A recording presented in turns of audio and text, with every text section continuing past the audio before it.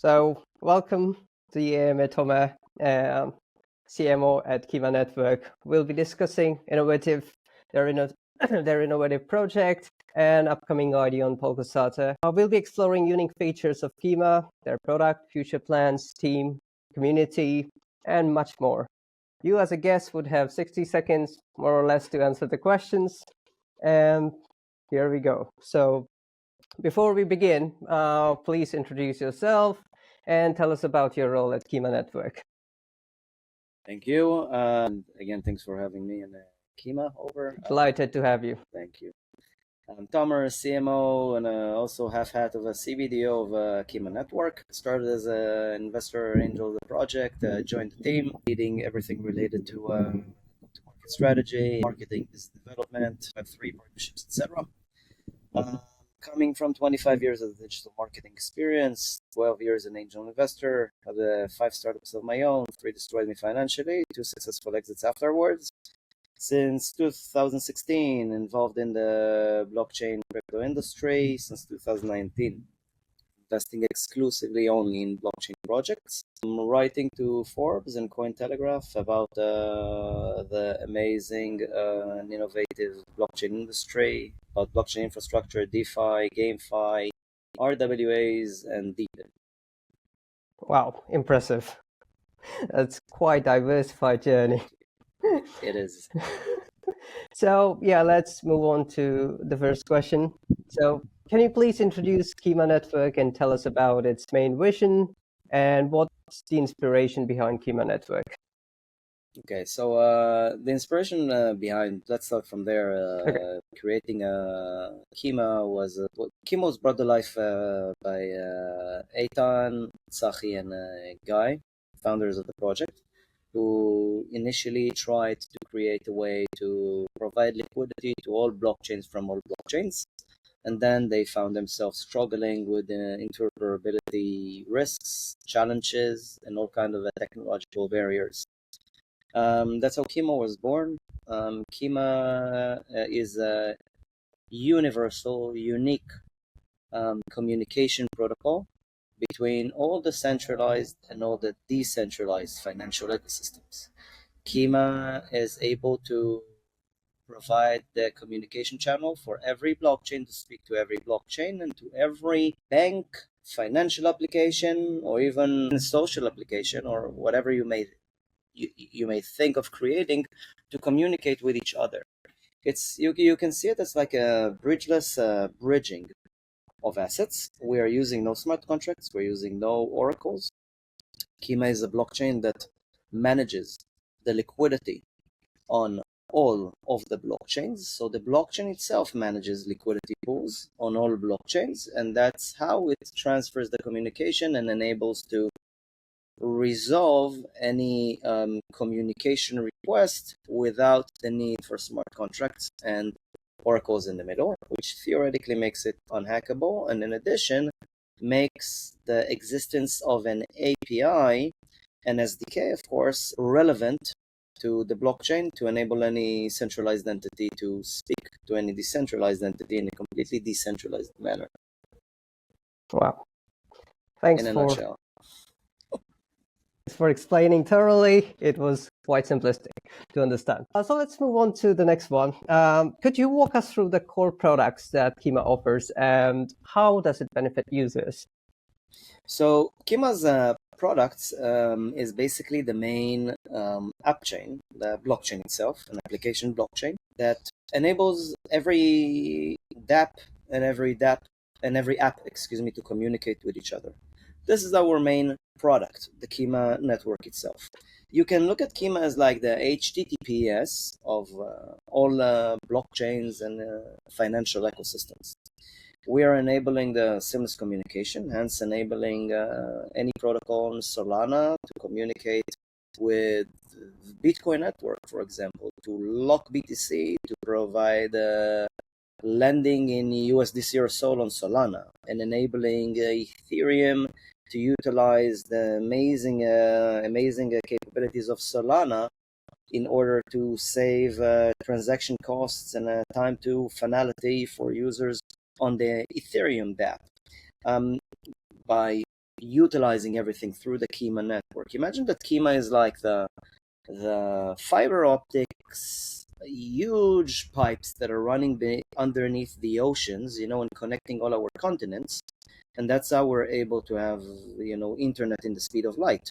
No one knows who's the company who owns these huge pipes and the fiber optics, underneath the ocean. We're all paying to our internet service provider for internet.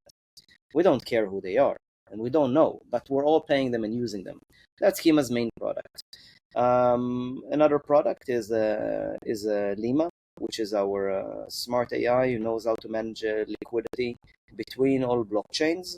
So if one blockchain has more demand for liquidity than another, then what Lima does is basically trying to rebalance the movement of the assets by incentivizing the providers, exactly like Uber does with drivers. So if Uber system recognizes there is more demand and rates are going higher up in a certain place, it just tells drivers to get higher fees if they will drive here to take passengers. Same happens with Lima, which is our second product, that helps the whole network balance and rebalance its liquidity sources on all chains. A little bit complex to explain. It's very hard in 60 seconds, but I tried. Our analogies were good, so that's fine. So yeah, for a successful project, as we all know, a strong team is necessary. So could you tell us more about the team behind Kima and their experience? We'll be happy to. Let's start from Eitan, our co-founder and CEO. Eitan was one of the first founders of Aggies project, which was the first cold wallet project in the world. 17, if I'm not mistaken. Managed in HP, in BMC, ran accelerators on his own, and comes from the bush. So has been here since very early days, almost since the Satoshi Nakamoto era. We have Tsachi. Tsachi is another co-founder, our COO, also the head of Syndicate, also involved in various blockchain projects for over a decade, helped create, I believe, most of the infrastructure that is being used by most RWA platforms today with his teams, and was involved this way or another in the project itself. Guy, CTO, again, also highly involved in the industry, coming also from BMC, HP background, has been working with Fortune 500 companies for way over a decade now. We have Wael, who is our head of R&D, ex-MIT, also been working on Web3 blockchain solutions there, and was a leader there in various blockchain centralized groups, and helped and took part of building most of the solutions that have been tested and some used by banks in the realms of blockchain and decentralization for over a few years. So those of you did not know, just as a tip, and just as maybe an interesting look, they were there already back then. Then we have Brian, ex Binance Latin America manager, which is equivalent to Latam, Binance CEO, back then. Also coming from the bush, has been in the industry almost since forever, doing everything in our team that related to strategy and partnerships. We have Atlas, who is our head of business development. Also been around in the industry since forever. Most of you here from the professional industry or watching this probably know the name because the guy is everywhere. And you have your humble servant, myself, as CMO and CBDO. You already know my story. Lovely, excellent, strong foundation. Great. Oh, and it's important to say about our team. Today we have 35 team members who are part of the team, working full time, and we have 2 part-time employees. So the team is growing fast. Excellent. So now let's talk about the token, something that fuels Kima network. So what's the utility and what role will Kima token play in the Kima ecosystem? So great question, probably the most important one to our viewers. So as you know, as a gesture to Satoshi Nakamoto on Bitcoin, we created 210 million tokens in our system. which is supposed to be a gesture to the 21 million that the Satoshi created for Bitcoin. And the Kima token basically is used for two main things. One is, of course, proof of stake. In order to run a validator on the Kima network, you must stake Kima tokens. Second, from the retail side, you can call it, is basically to pay for gas. Every message that is running through the Kima network is being used with a tiny fraction amount of Kima token to pay for the transaction. You can see it like Kima being like the stamps that you're using to send a message, to send a letter or to send a package. So Kima is not the blockchain itself. So the blockchain itself that you're using on is going to be, let's say, a dApp on Solana. But when you interact with your, with Morgan Chase, with your bank account, Citibank account, with your Robinhood app, or with Ethereum app, you will send a message from Solana alongside tiny fraction amount of Kima. You don't even know that it happened because the dApp is managing it for you. You don't know that we exist. And then the message goes through. Imagine it maybe simpler to explain like Amazon. So you just buy the product, you get free shipping, someone else basically pays for the shipping. You don't know who got paid in the middle and which companies do part logistics. You just get the package delivered to your door and you paid for the product. It was free because the shipping cost was already kind of inside the product cost. That's how Kima operates, and in order for that to happen, you must have Kima tokens. Yeah, simple, I think. Lovely. I love your examples. So they're really easy to understand. So Kima enables cross-ecosystem money transfer without any kind of smart contracts, which I think you explained it earlier. But could you elaborate on how it works? Excuse me, the question again? So Kima enables cross-ecosystem money transfer without the need of smart contracts. Yeah. So could you explain how this works? How is it possible without smart contracts? I will try to be very quick with it. It's not going to be quick, but I'll do my best because I've been asked this too many times. We're going to send now assets in the normal methods that we know from bridges. So I'm going to send 100 USDC from Solana to Ethereum. Sending 100 USDC from Solana. Smart contract confirms the 100 USDC. The bridge is initiating a transaction on the Ethereum side, takes from that liquidity, sends 100 USDC to the designated wallet on Ethereum. These are bridges working with smart contracts or with oracles in the middle, like CCIP, for example, via Chainlink. Kima works in all different ways. Kima works like an underneath layer. If bridges are working from above and as smart contracts that are doing the bridging, we're working from underneath it as a layer that connects all the blockchains together. So on every blockchain that Kima already operates on, we have a Kima relay. So that's like our post station. So I'm going to send the same $100. It's going to get with a message to the Kima network. The Kima network is going to confirm it, and then the Kima network going to initiate the $100. I'm going to do this magic trick without actually sending $100 through the Kima network, so no one can steal anything. Problem with bridges in the previous example is if I'm finding a way to trick that side or to trick that side that something happened, but it didn't, with an exploit to the smart contract, which is basically a software. Softwares were meant to be hacked by hackers and exploited. Same goes to oracles. I will be able to trick the other side to send me money all the time for free because I'm faking a transaction that never happened. And that way I'm draining one side of the bridge and stealing all that money, which is the most common hacks in our industry. So going to do the same magic trick in Kima without losing any money. So I'm going to send a 100 USDC on Solana. 100 USDC arrived on Solana. Now something unique happens.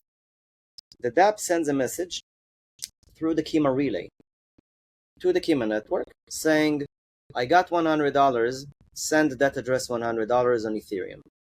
The message goes down to the Kima network. On Kima network, we have validators who needs now to validate that it indeed happened, and if so, to initiate the transaction on the Ethereum side. The $100 message, no money, goes down to the Kima network.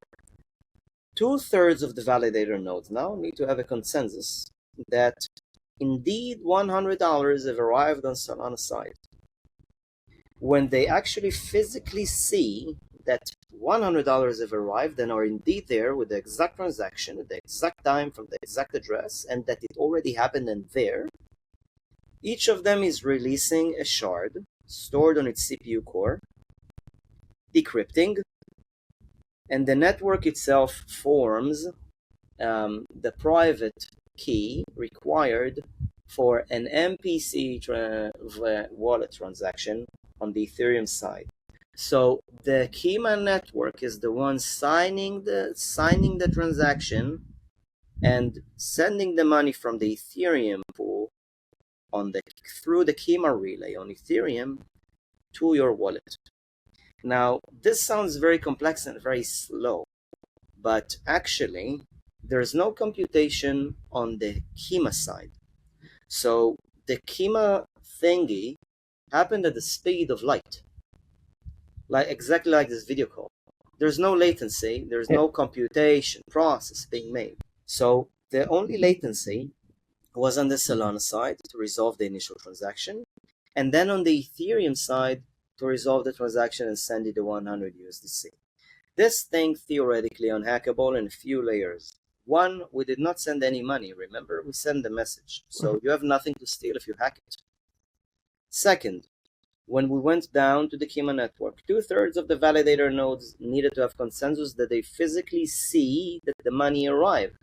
You need to find a way to blind or trick 2/3 of the validators that something happened on a network, basically to hack the Solana network in order for this to happen. Then another theoretically unhackable process happened. We released the shard stored on the CPU core of each validator node. The CPU core is the most, it's like the safest and most secure piece of hardware today, probably known to men. So we're storing that shard on the CPU core. Then we're decrypting each shard, each releasing its shard, forming the private key, again, theoretically unhackable, and sending the money on the Ethereum side, signing the transaction on the MPC vault. Theoretically, each step is unhackable. And of course, all of this needs to be done in less than a few seconds, if you were able to hack everything in less than a few seconds for the transaction to actually reach its time to live. This is our unique solution. Now, because we have no smart contracts, we are basically technologically agnostic. We don't care which technology you're using, and we don't care what kind of an asset class you're using, because we're a messaging protocol. So you can build with whatever you want, and you can invent whatever technology you want. Kima will always be relevant, exactly like HTTPS. It doesn't matter if you're storing on Amazon AWS, on Microsoft Azure, you're using your own servers. It doesn't matter. It knows how to parse and where to send you to, and how to make the communication happen. So because of this uniqueness, we're able to provide, of course, SDK for dApp builders, and an API to centralized applications to communicate through the Kima Network API with any blockchain they want that is connected to the blockchain, to the Kima Network, and to the blockchain to communicate through that API with any centralized entity that they want. To simplify, we're enabling a Robinhood app, as a user on it with a Robinhood app, to purchase now using your bank tokens on Solana to purchase Tesla stocks. You just liquidate the USDC, gets a confirmation that you have the money, that Robinhood on the Solana side got the money, and purchasing for you the stocks.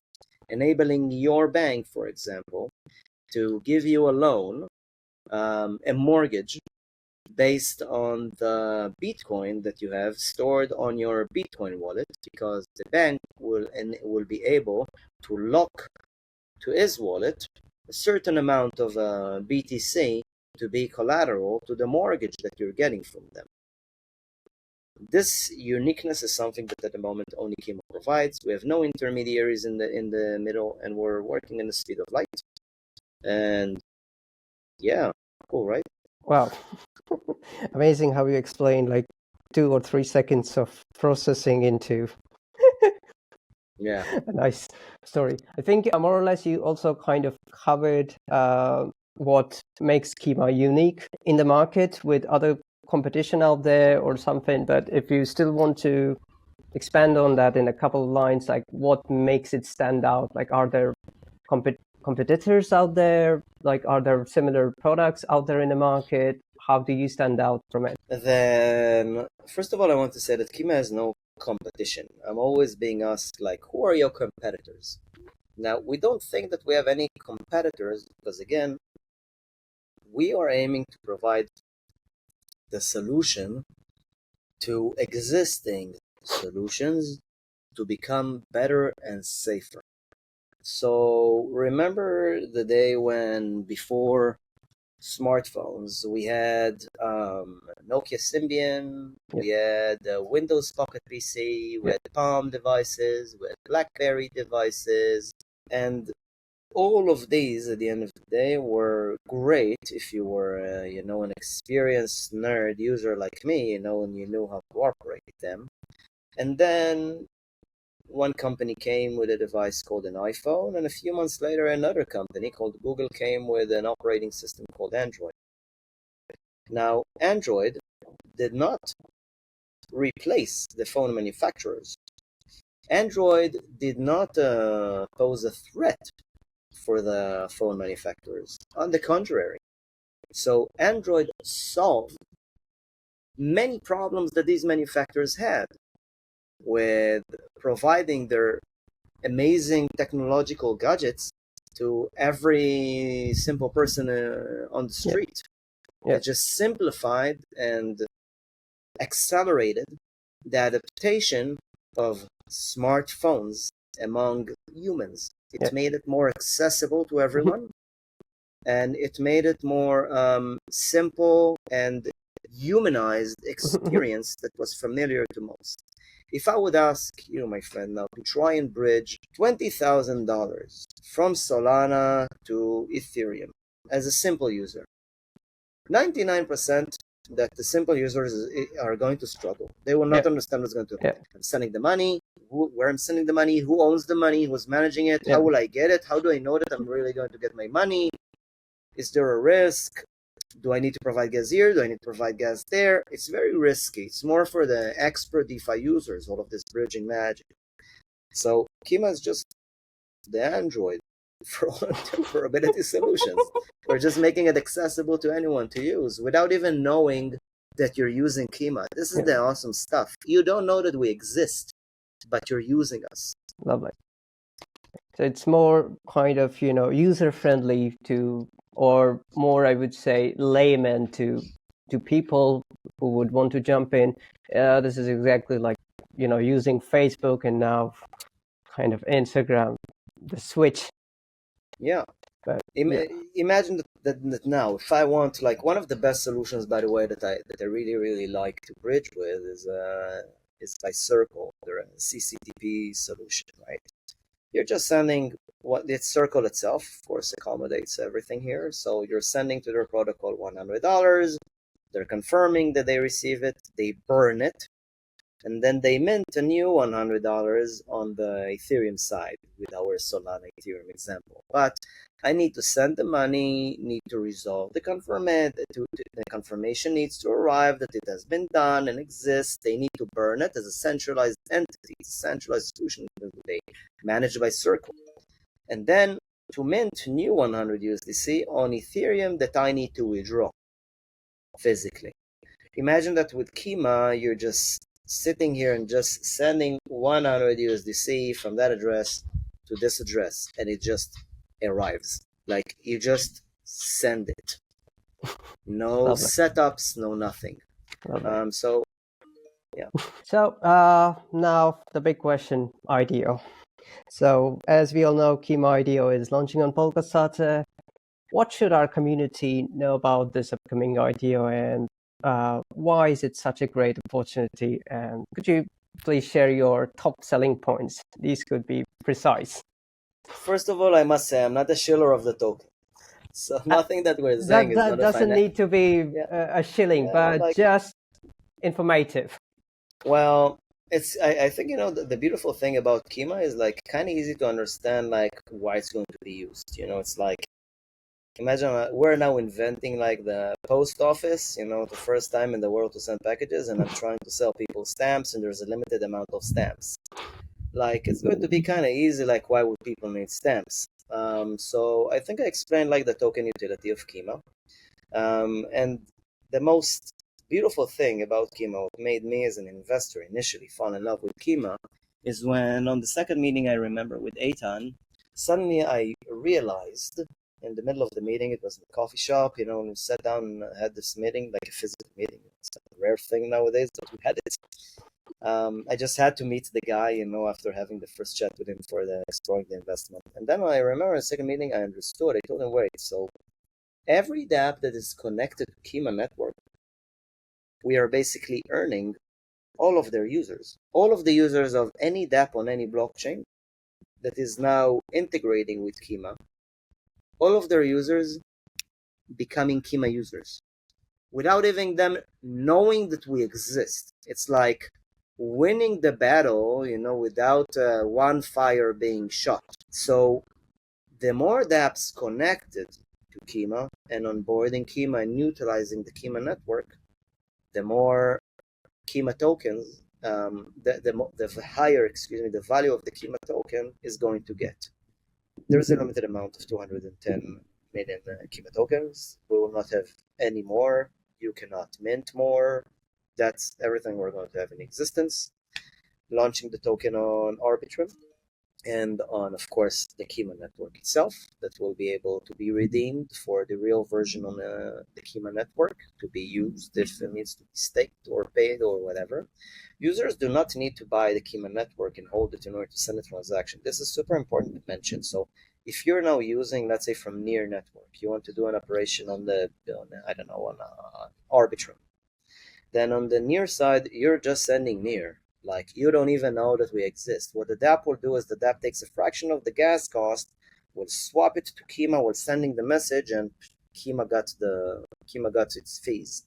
You did not even know that it happened. You have no idea. It's like when you're visiting a website now, you don't know that Cloudflare are probably providing the security, for this for your visit in this website. You just know that you're good to go and you can pay in this e-commerce website. Same, but of course, Cloudflare got paid for the service behind the scenes. Same thing happens with Kima. So why Kima will be needed? More dApps, more tokens are needed. At the moment, I can share that at our pipeline, we have 234 projects in the pipeline, 40 are in integration process as we speak, and 3 have already successfully integrated, and we're going to launch hopefully on mainnet successfully. Excellent. That's great. So, talking of IDO, the TG has been postponed, and could you explain why this decision was made? How does it benefit the project, and as well as protect the community at the same time? Great, I would love to explain.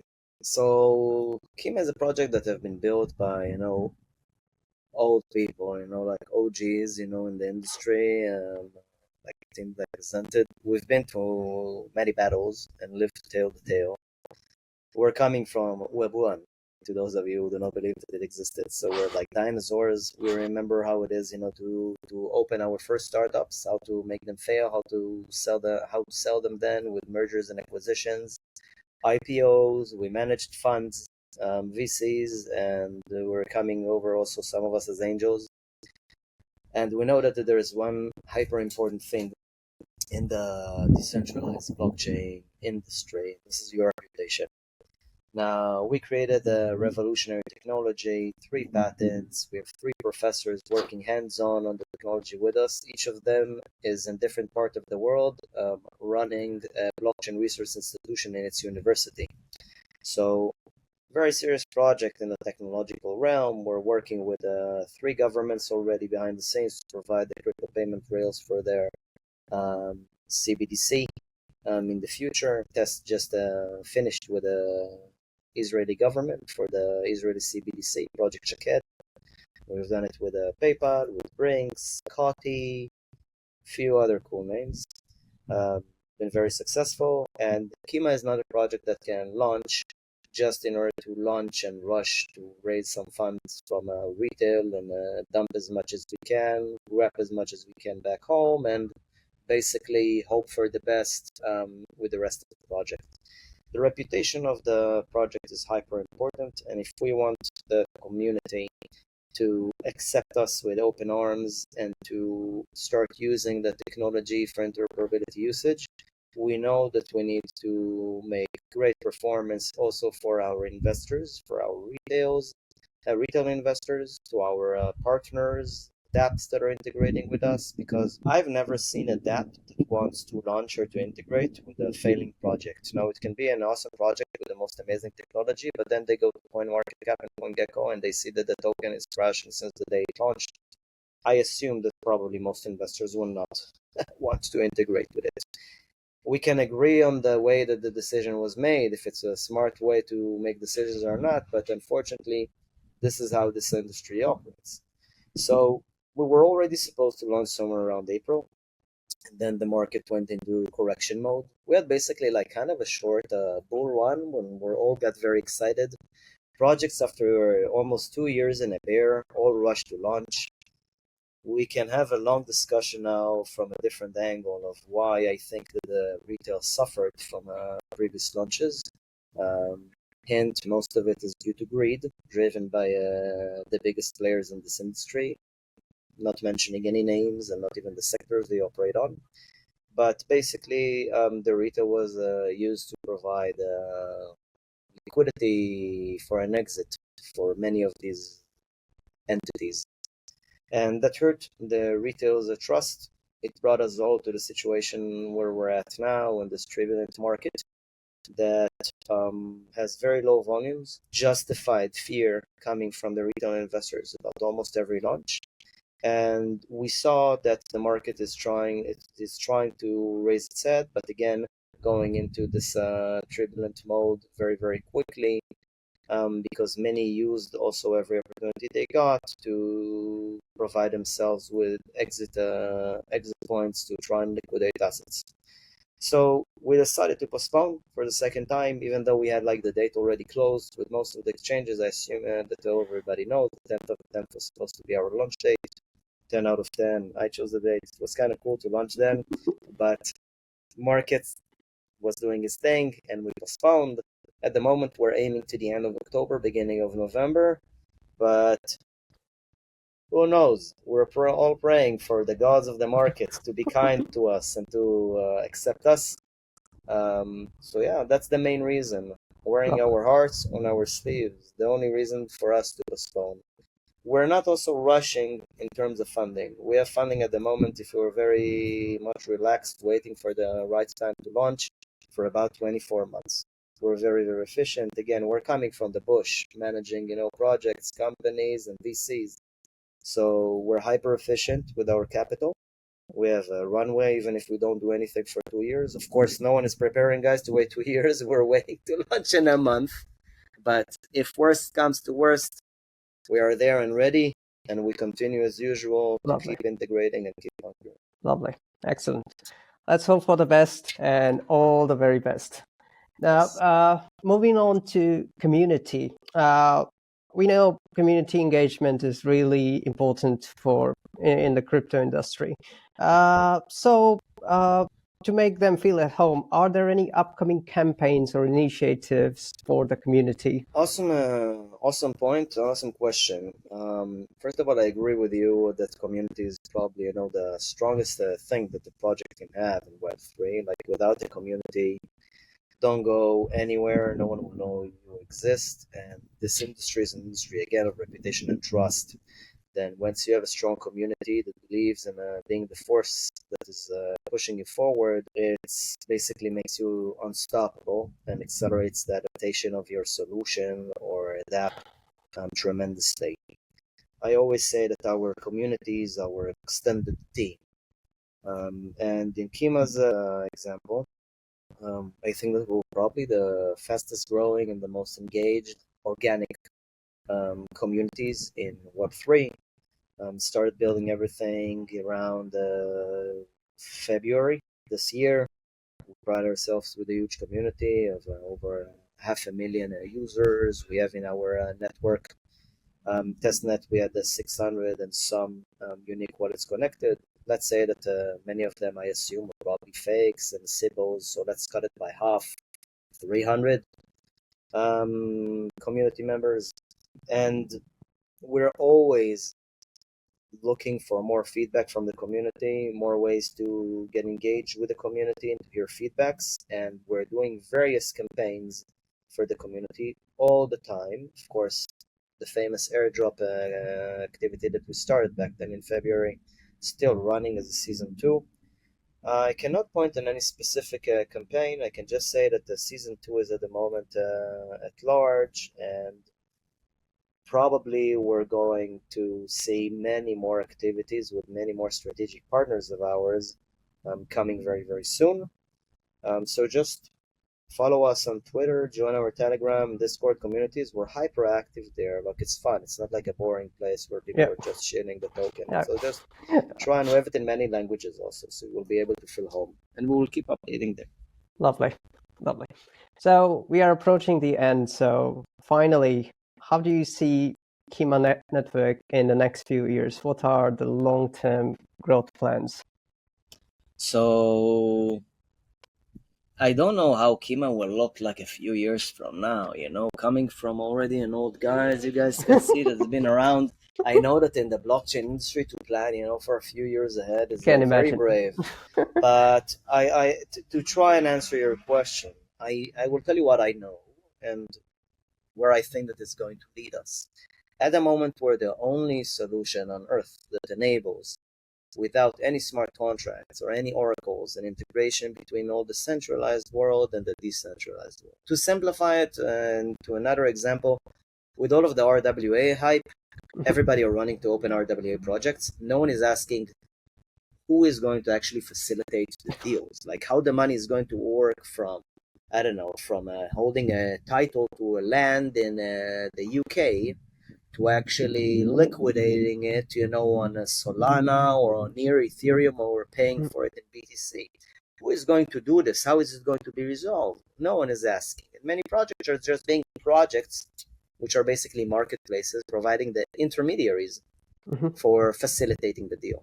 With Kima, everything is happening seamlessly. Like, it's just happening normally, like you transfer a SEPA transfer within Europe. Like, I'm sending you now money from my PayPal account to your bank. Like, you withdrawing to your credit card money from, I don't know, from another solution that you're using. So I believe that, as we're already discussing with 3 governments, one I can reveal, 2 you guys can find probably online. I think that someone already, unfortunately, hinted about one, maybe already on the other one. I believe that Kima is going to be used as indeed like the protocol, like the HTTPS, for communication between all financial ecosystems. So where do I see it? I see it, first of all, like enabling the actual onboarding. I hate saying this sentence, that sound, so naive. Like, we're onboarding the next 1 billion users to DeFi. Kima will be used to onboard the 1 billion, the 7 billion users to DeFi without firing a single shot. So just by integrating with these huge entities, banks, financial huge applications, with governments, we are going to bring all of the DeFi to be actually usable and to make it from Web 3 to just the web, like Facebook and YouTube did for the social media revolution. They brought the user-generated content to everyone in the world. You don't need to be a developer. You don't need to hold this server in your home anymore. Username just will be your email, password, and here you go. A page, upload your photo, write a text, and the social media revolution would work only today. Web 2, which is only the web for us. I believe Kima is one of these players, like in the day, the user-generated content that made a revolution. Kima is going to be a central player to provide a fundamental infrastructure to onboard all people on Earth to use decentralized solutions to enjoy digital asset ownership. Lovely. Thank you very much for explaining everything and for your time. And we wish you all the best for the launch and stuff. It was a pleasure chatting with you about Kima. Thank you Thank so you very much, my much. friend. Pleasure was all mine. Cheers.